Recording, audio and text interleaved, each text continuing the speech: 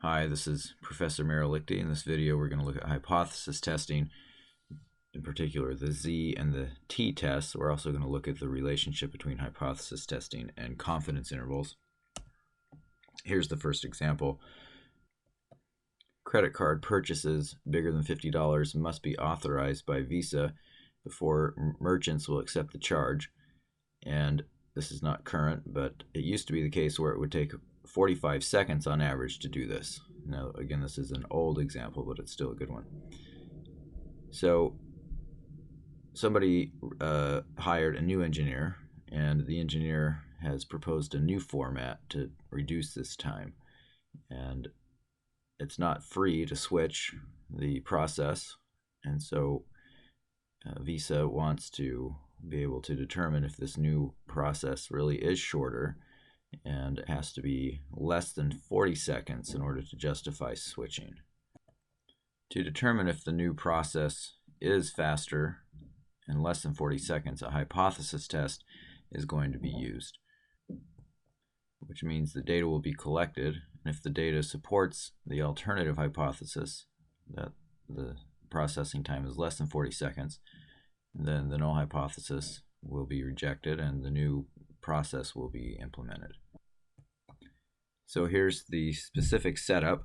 The null hypothesis is that mu is equal to 40, and the alternative hypothesis says that mu is less than 40, or in other words, the new format is good enough. So the value of 40 is used in the null hypothesis because that's kind of the cutoff, and anything bigger than 40 is not good enough. So the current process of 45 seconds is in line with the null hypothesis, except for the fact that we're trying to reduce the amount of time that it takes. So the alternative is going to be mu is less than 40. And why do we set it up this way? Because we want to put the burden of proof on the new process. In other words, we're not going to spend the time and the money and the effort that it takes to switch everything over to the new process if there's no benefit in doing that. So we'll say the null hypothesis is that the new format is not good enough, and what we're currently doing is just as good, so let's stick with that. And by the way, this is what we call a one-sided hypothesis test. And that's because the alternative hypothesis has a specific direction to it, so it's anything less than 40. Before we get into the mechanics of this, let's consider what the errors imply. Type 1 error says the null hypothesis is true, but we reject it. So the null hypothesis says the new process is not any better than the old one, but we reject the null, so we go ahead and implement the new process and end up spending time and effort and money and resources on that, and only to find out later that the new process is not any good, so we wasted some resources. A type 2 error, what does that mean? That means that the new process is in fact better, but we decide not to implement it, and this is more of an opportunity loss than anything else. Either way, we're worse off by making one of these types of errors, either of these errors. Let's look at a few more of the details. Let's assume that we know the sample or the population standard deviation sigma is equal to 4. We're going to take a sample of size 50 transactions coming from the new format. The test statistic that we're going to use is going to be the sample mean processing time from that sample of size 50, and this is of course because we're interested in the population mean value mu, so it makes sense to use the sample version of that. And since our sample size is big enough, bigger than 30, then the central limit theorem kicks in here, and we know what the sampling distribution is for x bar. In fact, it's normal with a mean of mu and a sample standard deviation, a population standard deviation of sigma over the square root of n. So we can write that down and be a little bit more specific, because we know the sampling distribution of x bar when h0 is true. Then we know that mu is equal to 40. Again, if the null hypothesis is true, then that tells us what our value of mu is, and our standard deviation is sigma divided by the square root of n. So that's going to be 4 divided by the square root of 50. What about the shape of the distribution? Well, we don't care about the shape of the population because our sample size is big enough that we have the central limit theorem kicking in. And so we know that it's normally distributed. So we know how x bar behaves when the null hypothesis is true. And so we need to find out what values are unlikely to occur if h0 is true instead of h1 being true. And since we have a one-tailed test and the probabilities of interest or the areas of interest are going to be in the tails, in this case we're going to have some value to the left that says anything smaller than that is going to lead me to reject the null hypothesis. Now the right tail also has values that are unlikely, but those would be actually in favor of the null hypothesis. So we're only going to be looking at a left tail test in this example. So how do we determine the location of this rejection region, or this demarcation between acceptable and unacceptable? Well, we specified alpha as 5%, and again that's the default level. If it's not specified at any point, use 5%. And so we just want to find the value of x bar that has 5% of the area to the left of it. So let's start by looking at the standard normal distribution, and I'll refer you to the previous unit if you're not quite sure about how to find this number. But we know with the standard normal, the value that has 5% of the area to the left of it is negative 1.645, which means 1.645 standard deviations below the mean. So we'll take that negative 1.645 and bring that over to the x bar world, and when we plug in negative 1.645 times the standard deviation of 0.5657 and add that to 40, we get 39.07. So this gives us the decision rule that if x bar is less than 39.07, then we are going to reject the null hypothesis. So 39.07 is called the critical value, and the region to the left of that is called the critical region or the rejection region.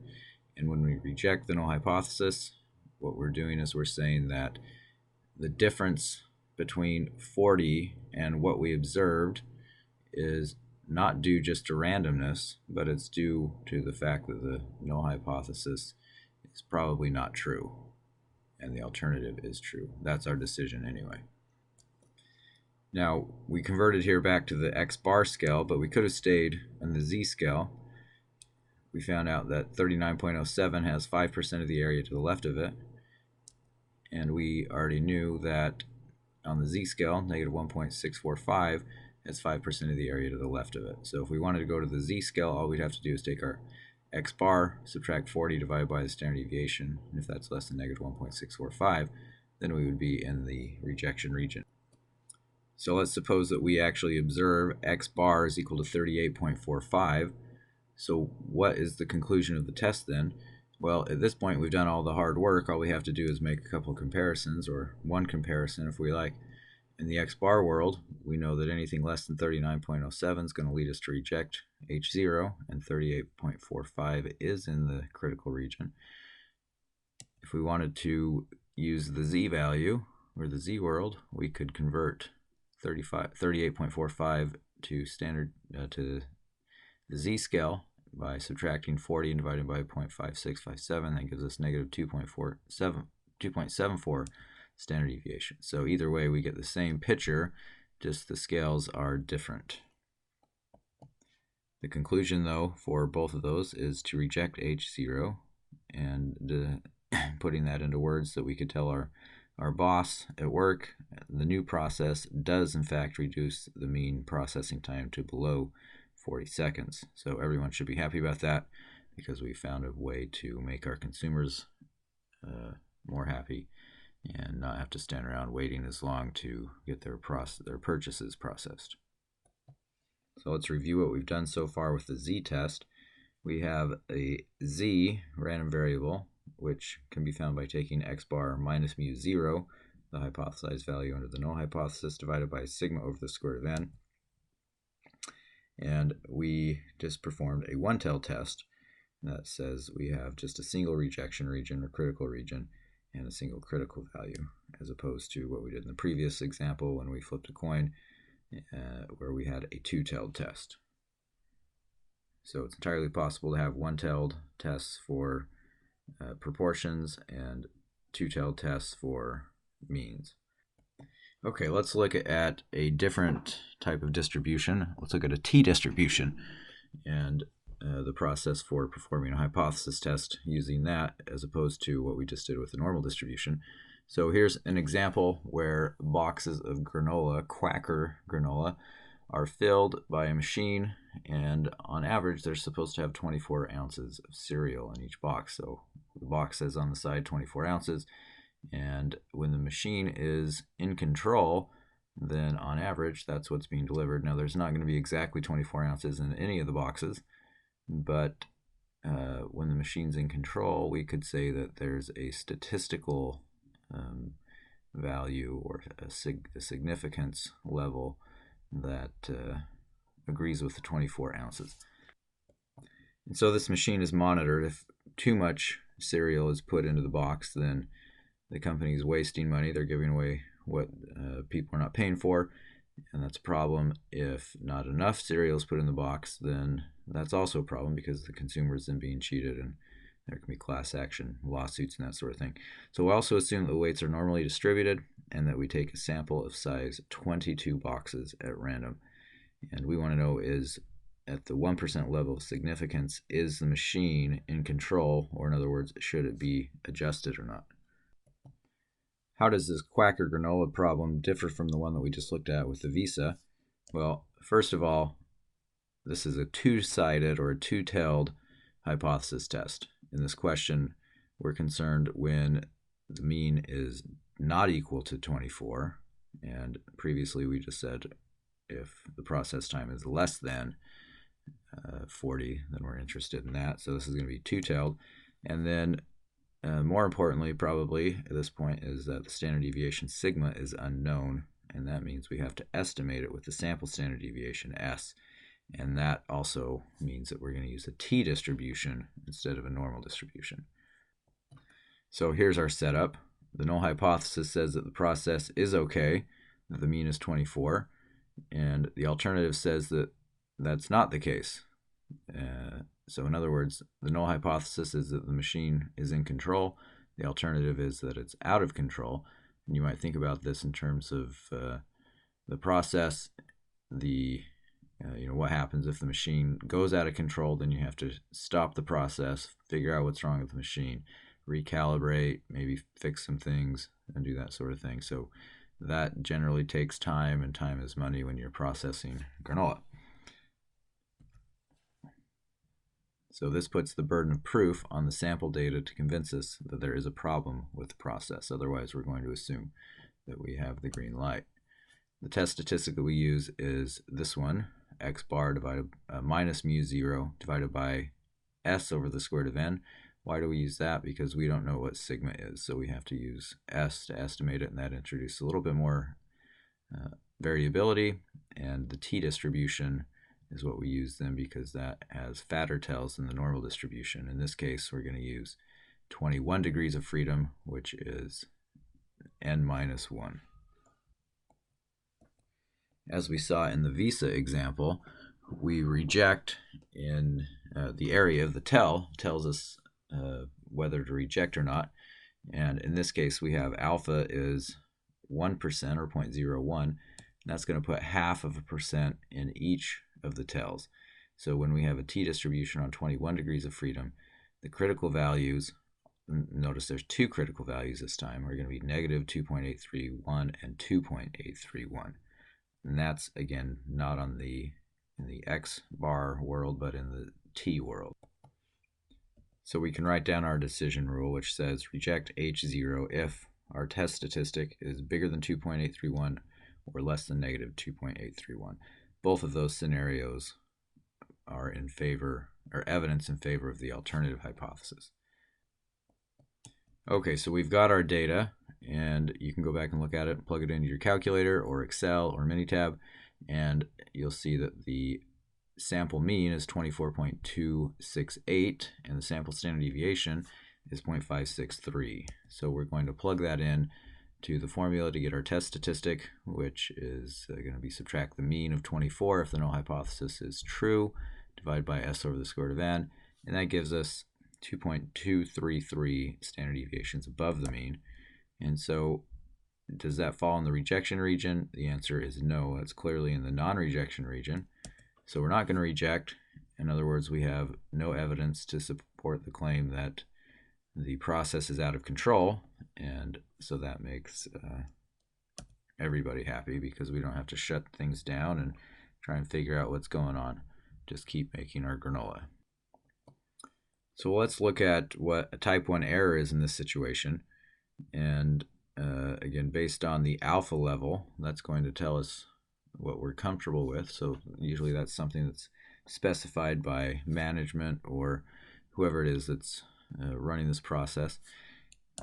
Type 1 error in this case would be the null hypothesis is true, but we reject it. So that means we shut down the process, and we should not have.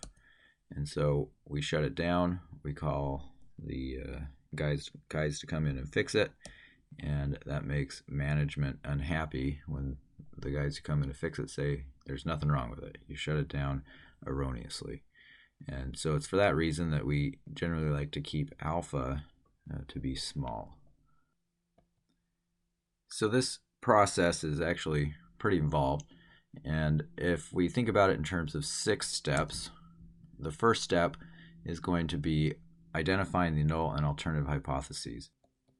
But generally, the alternative hypothesis is not going to have an equal sign in it. It will have a greater than, a less than, or not equal to, and this is going to be specific to the question being posed, and usually it's thought of as the research hypothesis or the thing that you want to prove. So business as usual, however things are currently being done, or the current school of thought in the world, we'll just go with that as the null hypothesis. And if you want to try and prove it different, then let the data speak. Next, we choose the level of significance in the sample size. And generally, these are going to be given in this class, in the book, from the question, the wording, the problem. But in real life, these things are not so easy to figure out. Third, we're going to select the appropriate test statistic. In other words, when do we use a z? That's if we know what sigma is, which doesn't happen that often in comparison. And if we don't know what sigma is, then we need to use the t statistic, and we need to know the number of degrees of freedom and also the standard deviation for the sample. Next, we need to determine what the rejection region is, and this is going to either be one region or 2 regions, depending if we have a one-tailed test or a two-tailed test. Sometimes it can be confusing, and so if you draw a picture, oftentimes that will help. Next, we need to collect some data, calculate the value of z or t, and then finally report the results. Where does the data lie? Is it in the rejection region? If it is, reject the null hypothesis. If it's not, don't reject the null hypothesis. And then make a statement in words that anybody could understand, that maybe is not a statistician or hasn't had any statistical training about hypotheses and rejection regions and critical values and test statistics. Say something like, the data we observed leads us to reject the claim that or the idea that's currently in vogue right now in favor of something that's new and is just kind of shown up. In other words, meaningful interpretations in the context of the problem is going to be very valuable, and that's one of the important things that you need to learn from this course, how to speak the language. Okay, so how do we use software to do this sort of thing? Well, let's pull up the one sample z in Minitab. So to get that, we go stat, basic statistics, one sample z. and then we're just going to fill in the blanks. So here we have summarized data. Sample size, that's n, was 50. Mean was 38.45. Standard deviation was 4. And again, notice this is a z, so this is back to the Visa data example. And if we had the actual raw data, we could click here, samples and columns, and then select the appropriate column, but we don't have the actual data, so we'll go ahead and just put the summaries in ourselves. Notice that this is sample information, and down here we have population information. Now, before we move on, you'll notice that there is this button to perform a hypothesis test, so you can do that. If you click on that, previously we did not do that, we just did a confidence interval, and so we put in the hypothesized mean of 40. Then we need to make sure we click on options here, and when we click on options, we have a confidence level we can specify. This is going to be 1 minus alpha. So if we want alpha to be 5%, we need to put in 95% here, and that is the default. And that's what we need in the Visa example. For the granola example, we wanted 99%, or 1% alpha, so we need to put in 99 in here. For the alternative, this tells us the direction of the alternative hypothesis, and here we have less than, and that's what we need for this question. So we say OK twice, and we get this output from Minitab. So you can see the output given to us is the sample size, the mean, 38.45, the standard error of the mean, that's just sigma divided by the square root of n, and we calculated those previously. We get a 95% upper bound. We'll talk about what that is in a little while. We get a z-value, which is negative 2.74, and then we also get a p-value, which we'll discuss in a later video, so we won't worry about that for now. So up to this point, we've done two different types of estimation. We've done hypothesis testing and confidence intervals, and it turns out that these things are closely related to each other. In fact, some people say that they are really the same thing. If you can do one, you can do the other. So let's look at that. It turns out that if we're testing the null hypothesis that mu is equal to mu 0 versus the two-sided alternative, that we're going to reject the null hypothesis if and only if the confidence interval with the same alpha level does not contain the value of mu 0. If the confidence interval does contain mu 0, then that's going to be evidence in favor of the null hypothesis, so we're not going to reject the null hypothesis in that case. So let's look at an example of this with the Quaker granola. We had the null hypothesis that mu is equal to 24, the alternative that mu is not equal to 24, and 1% level of significance. Using Minitab output, we have, so we look at the 99% confidence interval, and it goes from 23.92 to 24.608. And based on this interval, 24 is right smack dab right there in that interval, which says that's a perfectly acceptable value for an estimate for the mean mu.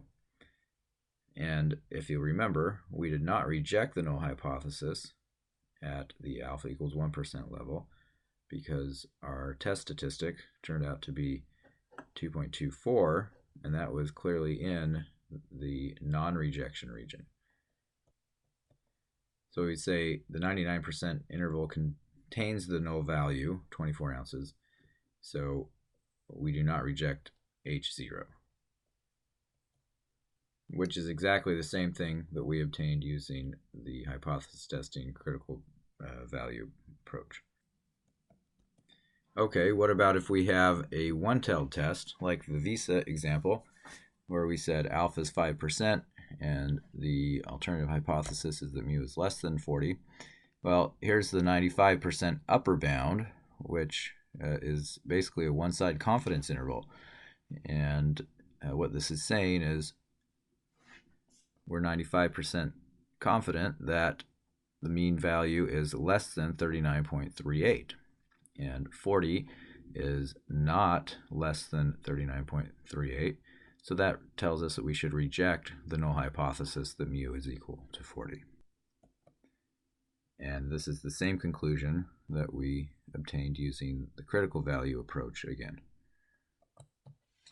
And that's all we have for this video.